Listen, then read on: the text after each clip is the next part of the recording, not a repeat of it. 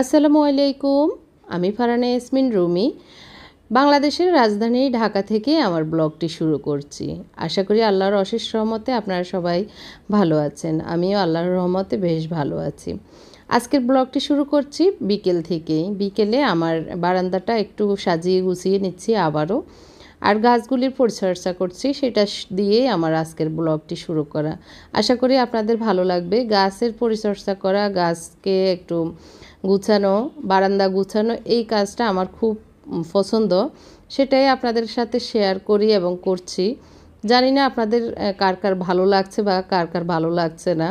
তো যাদের ভালো লাগছে না তাদের কাছ থেকে ক্ষমা চেয়ে নিচ্ছি, আর যাদের ভালো লাগছে তারা তো দেখে কিছুটা হলেও শান্তি পাচ্ছেন। কারণ গাছের পরিচর্যা, গাছ নিয়ে একটু ঘাটাঘাটি করলে মনের প্রশান্তি মিলে আমার কাছে। তো এই তো আমার এই টুলটা, যে হলুদ টুলটা দেখছেন, এটা ছিল বারান্দায়, কিন্তু আমি বৃষ্টিতে ভিজে যাচ্ছে চিন্তা করে, রান্নাঘরের কাজে আসবে এটা চিন্তা করে আবার নিয়ে গিয়েছিলাম রান্নাঘরে। কিন্তু রান্নাঘরে নিয়ে দেখতেছি তেমন একটা কাজে আসতেছে না। আবার এইদিকে আমার বারান্দাটাও কেন যেন শূন্য শূন্য মনে হচ্ছে এই টুলটা ছাড়া। তো সেই কারণে ভাবলাম যে না, এটা নষ্ট হবে না, কারণ এটা এনামেল পেইন্ট করা, আর হচ্ছে এটা একদম খাঁটি পুরনো গাছের কাঠের তৈরি। আমার শ্বশুরবাড়ির পুরনো গাছের অনেক দিন ভিজানো ছিল এই কাঠগুলি। তো সেই খাঁটি কাঠের তৈরি, আশা করি নষ্ট হবে না। সে থেকে ভাবলাম যে না, বারান্দায় দিয়ে দিই, কারণ বারান্দায় এটাই খুব সুন্দর লাগে আর জিনিসপত্র রাখতেও সুবিধা, বসলে চাটা রাখতে সুবিধা, মানে মজবুত, সেই কারণে এটা নিয়ে এসেছি। আর এই তো টুকিটা কি একটু সুন্দর করার চেষ্টা করছি, যেভাবে দিলে গাছগুলি ভালো লাগবে সেভাবে দিচ্ছি। যারা আমার চ্যানেলে নতুন এসেছেন, এখনও আমার চ্যানেলটি সাবস্ক্রাইব করেননি, প্লিজ আমার চ্যানেলটি সাবস্ক্রাইব করবেন এবং পাশে থাকা ছোট্ট বেল বাটনটিও চাপ দেবেন, যাতে করে আমি যে নিয়মিত ব্লগ দিই সেগুলির নোটিফিকেশন আপনার কাছে চলে যায়। তো দেখতে দেখতে আমার বারান্দাটা গুছানো হয়ে গিয়েছে, গাছগুলি সুন্দর করে সাজিয়ে গুছিয়ে দিয়েছি, পানি দিয়ে দিব। আর অনেকেই এখনও প্রশ্ন করেন এই কার্পেটটা নষ্ট হয়ে যাচ্ছে কিনা, যাবে কিনা। তো আসলে এটা প্লাস্টিকের যেহেতু নষ্ট হবে না। আর আমি কয়েকদিন পর পরেই আপনাদের সাথেও শেয়ার করি মাঝে মধ্যে, যে এগুলো উঠিয়ে ঠিকঠাক করে মুছে টুছে আবার উলট পালট করেই প্রতিদিনই, 1-2 দিন পর পরই আসি। তো সেই হিসাবে আমার এটা নষ্ট হওয়ার কোনো সম্ভাবনা নেই। তারপরে এগুলো তো আর লাইফ গ্যারান্টি না, নষ্ট তো কোনো একদিন হবেই। তো সেই পর্যন্ত আমার মনের তৃপ্তিটাও মিটে যাবে ইনশাল্লাহ। তো এই তো টুকিটাকি করেই আমার বারান্দাটা আজকে এইভাবে গুছিয়ে নিয়েছি। আর গাছগুলি সতেজ, আর গাছের দিকে তাকালে চক্ষু শীতল হয়ে যায়, এটা হলো মেন বিষয়।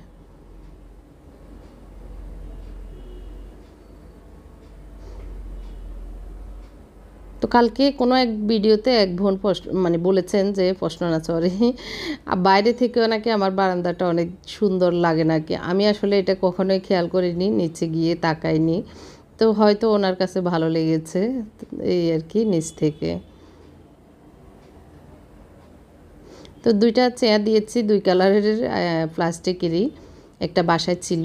আর এদিক দিয়ে আমার ছেলেরা করতেছে কি, এই যে টিভিটা বড়, এটা মনিটর হিসেবে ইউজ করেছিল এতদিন, কিন্তু এটা নষ্ট হয়ে গিয়েছে। এখন আবার মনিটর একটা নিতে হয়েছে, সেটা এখন সেট আপ করে নিচ্ছে। তো সুন্দর করে মুছে টুছে ওরা ওদের মতো করে নিচ্ছে। বড়টা মোবাইল টিপতেছে আর দেখিয়ে দিচ্ছে মেজোটাকে কীভাবে করবে না করবে আর কি। এদিকে পাশে নতুন যে বিল্ডিংটা, ওটাতে মানে ভাড়াটিয়া বা মালিক পক্ষ উঠেছে, গাছ লাগিয়েছে, আমার কাছে খুব ভালো লাগলো দেখে। এই তো এই জায়গাটা ফাঁকা করে নিয়েছি আর কি, যে টুলটা হলুদ কালারের বারান্দায়, সেই জায়গাটাতে এখন আমি এই শেলফটা দিয়ে দিয়েছি। এই শেলফটা গতকালকের ব্লগে দেখেছেন, আমি পেঁয়াজ রসুনগুলো ঢুকাচ্ছি। তো এটাকে এখন এইখানে রেখে দিয়েছি, আর খুব সুন্দরভাবে সেট আপ হয়েছে, দেখতে পাচ্ছেন। আর পাশে ময়লার ঝুঁটিটা রেখেছি, ময়লাও ফেলতে হবে। আর রান্নাঘরটা যেহেতু ছোট, অনেকে এই শেলফটা নিয়ে প্রশ্ন করেন কোথা থেকে নিয়েছি বা কত আর কোথায় পাবেন। তো কোথায় পাবেন, আসলে যে কোনো মার্কেটে প্লাস্টিকের যে জিনিসগুলো বিক্রি করে সেখানেই পাবেন। এটা আরএফএলের মেবি, আমার ঠিক এখন ভুলে গিয়েছি। এটা আমি 1200 টাকা দাম লেখা, কিন্তু মেবি আমি 1100 টাকা দিয়ে নিয়েছি। তো এখন আমি এগুলো আসলে উপরে রাখছি, এগুলোর বটাটা ফেলে তারপরে এগুলো গরম করে রেখে দিব। আর না হয় উপরে এখানে একটা ফ্যান রাখতে হয়, যাতে রান্নাঘর গরম হয়ে গেলে অস্থির লাগে, সেই কারণে এটার উপরে রাখবো। আগের যেটা বারান্দার যে টুলটা ছিল সেটা আমি এখানে রেখেছিলাম, তো সেটা আসলে বেশি একটা কাজ দিচ্ছে না, সেই জন্য এটা নিয়ে গিয়েছি। আর এটার জায়গাটা দেখেন, এটার সাথে খুব সুন্দর একটা অ্যাডজাস্ট হয়েছে। আর এখানে আমি উপরে শেলফে রেখেছি একটি বিস্কিট, চা পাতা, দুধ, এগুলি নিচেরটাতেও সেম মানে প্যাকেটগুলি রেখেছি। আর এর নিচে পেঁয়াজ রসুন রেখেছি, তারপরে আলু রেখেছি, খোলামেলা আছে, নিতেও সুবিধা। এখানে রান্নাঘরে যেহেতু জিনিসপত্র এগুলো নিতে রাখতে সুবিধা হবে, সে কারণে আমি আজকে এই অর্গানাইজ শেলফটাতে এভাবে জিনিসপত্র রেখেছি। এর আগে কিন্তু আমি আরও অন্য কাজে ইউজ করেছি। এখানে কাপড় চোপড়ও রাখা যায়, তো যে যেভাবে ইউজ করে আর কি। আমি আর থেকে তালতলা মার্কেট থেকে নিয়েছি। আর এখানে পাশে ময়লার জুড়িটা দিয়েছি, এটা পানির একটা ফিল্টারের পানি জমা হয় আর কি এটা। তো এটা এখানে রাখতে হচ্ছে, না হয় এটার ভিতরে রাখা মানে রাখতে পারলে ভালো হতো, কিন্তু ছিদ্র করা লাগবে, সে কারণে এটা আর রাখা হচ্ছে না।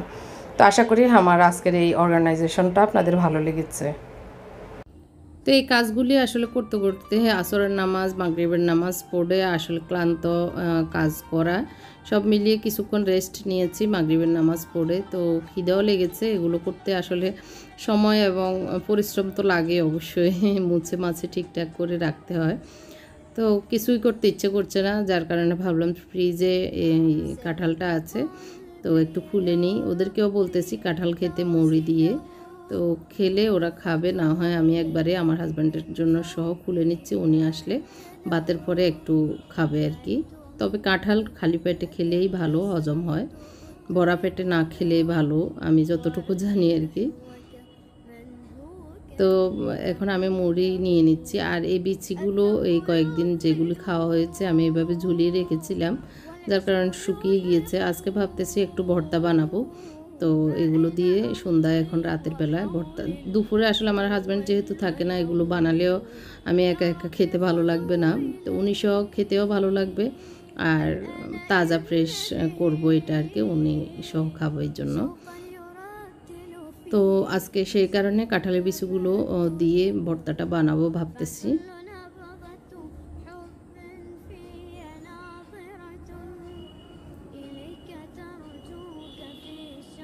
তো অল্প একটু আমি মুড়ি নিয়ে নিচ্ছি আমার জন্য। আর মুনতাসিরের স্যার চলে এসেছে মাগরিবের পরে, তো ও পড়তে বসে গিয়েছে, ও খাবে না আর এখন।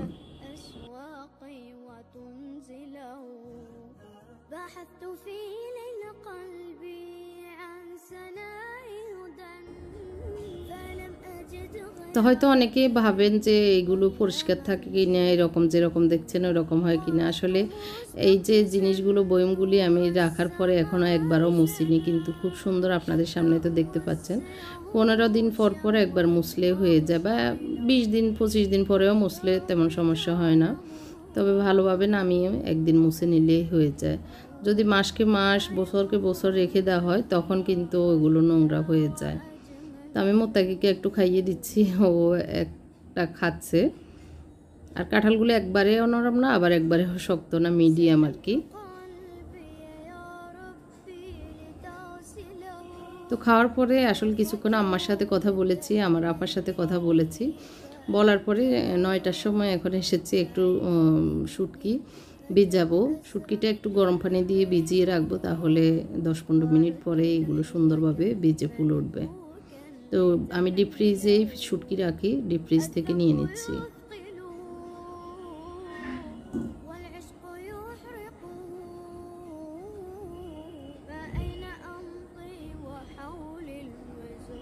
এই যে কয়েক পিস নিয়েছি, বেশি দিব না, এই কয়েক পিস। আর এটা বড় মাছের শুটকি, ভালোই এইগুলি শুটকিগুলি। তো আমি একটু গরম পানি করে নিচ্ছি, 2 টিপ দিয়ে দিচ্ছি 1 মিনিটের জন্য।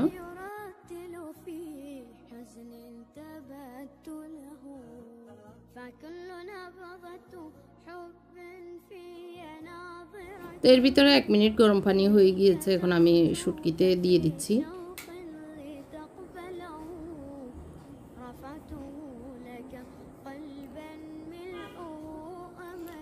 আর একটু এরকম কুসুম গরম পানি দিয়ে ভিজিয়ে রাখলে এগুলো সুন্দরভাবে নরম হয়ে যায়। তো আমি ঢাকনা দিয়ে তারপরে তাওয়াতে ইয়েগুলি, কাঁঠালের বিচিগুলো দিয়ে ভেজে নেব।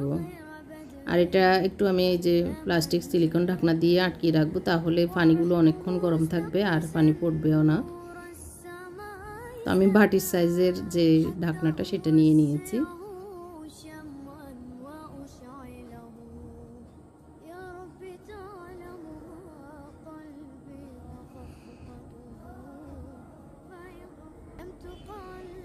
তো লাগিয়ে দিয়েছি, ব্যাস এটা সুন্দরভাবে আটকে গিয়েছে। এটা এখন গরম থাকবে পানিগুলো, আর অনেকক্ষণ গরম থাকার কারণে নরম হয়ে যাবে। আর এই যে মহামান্য আদালতগুলি এসে এখন এই জায়গাটা দখল করে নিয়েছে। কাঁঠালের গ্রান আর কাঁঠালের রসগুলো মনে হয় ওনাদের নাকে নিচ্ছে আর খাচ্ছে, কিছুই নাই। তারপরে এদের জ্বালায় জীবনটা অতিষ্ঠ হয়ে যাচ্ছে। এই যে তা আমি এখন আমার ঘরে করায় স্প্রেটা মেরে দিচ্ছি। এটা মারার পরে কিন্তু থাকে না। তো এগুলি এখনই এসেছে, এতক্ষণ কিন্তু ছিল না যখন কাঁঠাল খুলেছি। তো এটা স্প্রে করার পরে এগুলি চলে যায়। এখানে ভিনেগার, তারপর বেকিং সোডা, এই যে সাথে সাথে একটা মরে গিয়েছে। এটা যখন এটার রসটা মানে এই স্প্রের পানিটা ওর গায়ে লেগেছে বা খেয়ে নিয়েছিল, তখনই মরে গিয়েছে। তো আমি তাওয়াটা একটু গরম করে কাঁঠালের বীজগুলো দিয়ে ভেজে নিচ্ছি, আর শুকনো ভেজে নিব।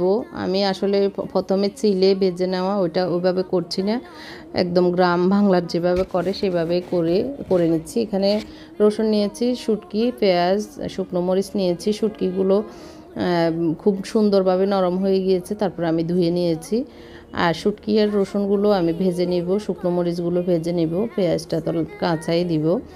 এইভাবে ভর্তাটা করে নিব আর কি। এদিক দিয়ে আমার এই যে কাঁঠালের বিচিগুলো হয়ে গিয়েছে। আমি এখন এগুলোকে ছিলে উপরের যে লাল ইয়েটা আবরণটা সেটাও কিছুটা চেষ্টা করব উঠিয়ে নেওয়ার, না উঠলেও সমস্যা নেই, এগুলো খাওয়া যায়। তো ভালো করে ধুয়ে নিব আর কি। ধুতে গিয়ে যতটুকু উঠবে, না হয় থাকলে থাকবে, অসুবিধা নেই। তো আমি সহজভাবে করে নিচ্ছি। অনেকে ছিলে তারপর সাদা চামড়াটা শুকনো ছিলতে গেলে অনেক কষ্ট, আবার লাল চামড়াটা উঠাতে গেলেও অনেক সময়ের ব্যাপার। এত সময়ও নেই আর কষ্ট করারও এখন ইয়ে নেই, বিকেল থেকে অনেক কাজ করেছি। তো ওগুলো ঠিকঠাক করে রেখে দিয়েছি। আর এদিক দিয়ে মরিচগুলো ভেজে নিয়েছি, রসুনগুলো ভেজে এখন একটু তেল দিয়ে ইয়েটা শুটকিটা ভেজে নিচ্ছি। তো অনেকক্ষণ ভেজে ঢাকনা দিয়ে আমি এগুলো ভেজে নেব শুটকিগুলি আর কি, তাহলে সুন্দর নরম হয়ে যাবে। তো হয়ে গিয়েছে। এখন আমি একটু যে কাঁঠালি বিচিগুলো ওগুলোকে ধুয়ে নিয়েছি, এখন একটু শুটকির সাথে একটু তেলে, হালকা তেলে আর কি ভেজে নিচ্ছি।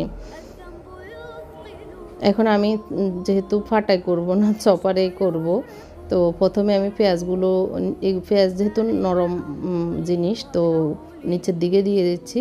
তারপর শুকনো মরিচ দিয়ে দিচ্ছি, ধনিয়া পাতা দিয়ে দিচ্ছি, লবণ দিয়ে দিচ্ছি পরিমাণ মতো। তারপরে এগুলো দিয়ে দিব। এখন এগুলো যেহেতু হয়ে গিয়েছে একসাথে ঢেলে দিব। আর দিয়ে দিচ্ছি একটু সরিষার তেল। এখানে 1-2 টেবিল চামচ পানি দিয়ে দিলেও ভালো, তাহলে খুব সুন্দর নরম সরম হয়ে যায়। এইভাবে ঢাকনা দিয়ে 1 মিনিটও লাগে না, আধা মিনিটেই 10-15 সেকেন্ডেই হয়ে যাবে। এই যে সুন্দরভাবে হয়ে যাচ্ছে, ফাটা ফুটার ঘষা ছাড়াই। আর দেখতে পেয়েছেন আমি বিচিগুলোকেও হাতটা দিয়ে ভাঙার প্রয়োজন মনে করিনি, সুন্দরভাবে হয়ে যায় চপারে। তো এই চপারটা অনেক কাজের, আমি অনেক উপকৃত হয়েছি এটা নিয়ে। তো এই যে আমি বাটিতে ঢেলে নিয়েছি, অনেক টেস্ট হয়েছে, শুটকির এত সুন্দর একটা গ্রান হয়েছে। তো টেবিলে ভাত দিয়ে দিয়েছি, এর ভিতরে উনি এসেছে, এখন 10:30 বাজে, আমরা ভাত খেয়ে নিচ্ছি। তো মুত্তাকি ভাত খাবে না, ওকে বললাম যে আচ্ছা আমি খাইয়ে দিব, তখন ও রাজি হয়েছে। কারণ মাছ খুঁড়তে চায় না, কাতল মাছের কাঁটা আছে এই কারণে। তো মাছ খায় কিন্তু ওই যে কাঁটার ভয়ে অনেক সময় খেতে চায় না। তো আজকে বললাম যে ঠিক আছে আমি খাইয়ে দিই। মুনতাসিরকেও ডাকতেছি, ও আসতেছে না। ও বললো ও একটু আগে নুডলস খেয়ে নিয়েছিল, এখন খিদা নেই। তো খিদা লাগলে ও দুধ বিস্কুট খাবে নাকি বলছে। তো যাই হোক, আমরা ভাত খেয়ে নিচ্ছি আর আপনাদের কাছ থেকেও বিদায় নিচ্ছি। সবাইকে আল্লাহ ভালো রাখুক এই দোয়া করি, আমাদের জন্য দোয়া করবেন। আল্লাহ হাফেজ। আজকের ব্লগটি কেমন লেগেছে কমেন্ট করে জানাতে কিন্তু ভুলবেন না। সবাইকে ধন্যবাদ জানাচ্ছি আমার ভিডিওটি এতক্ষণ দেখার জন্য। আসসালামু আলাইকুম।